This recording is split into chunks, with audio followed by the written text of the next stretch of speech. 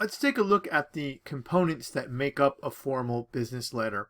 This particular sample document can be found under the Information tab in Sample Documents.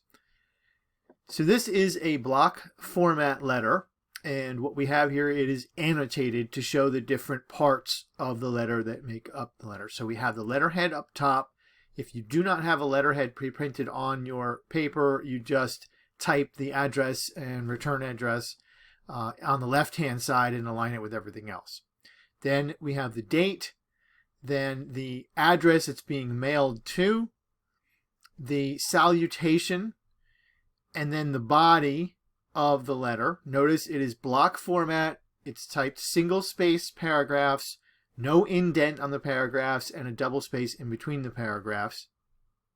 And then your closing, we leave space here for the signature. Underneath the signature, we have your name and title. Okay. After that, we have reference initials. Reference initials are only used if the person typing the letter is not the person signing the letter. You notice the initials are PR, but the person signing it is Andrew Van Huss, so his initials are not PR. This is done so that if there is some question about anything that was done on the letter, mistakes that were made, we know who typed it. Okay, so if you're typing your own letter and you're signing it yourself, you do not use these. Enclosure is a notation, literally means that you have enclosed something else along with the letter, either as an attachment through email or physically in the envelope. For example, if you were writing a cover letter and you enclosed your resume, you would write enclosure. There are a couple of different ways to write enclosure. We'll just use the standard one. Just use the word enclosure is fine. Another way to do it is put enclosure and then after it in parentheses you list what it is. For example, resume or brochure or something else.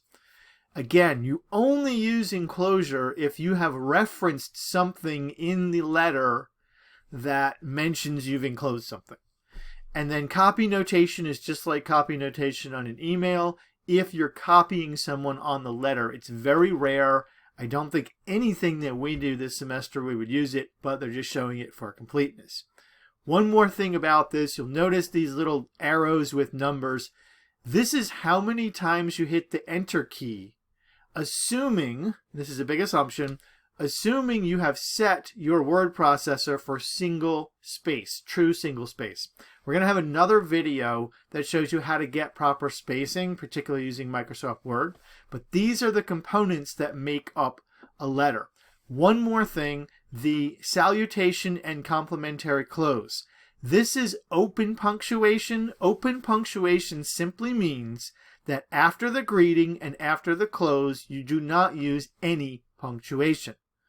Okay, the other option is mixed punctuation, and it's called that because after the greeting or salutation, you would put a colon, and after the close, you would put a comma. Those are your only two options for a business letter, either open or mixed. You can see an example of mixed punctuation in the same folder.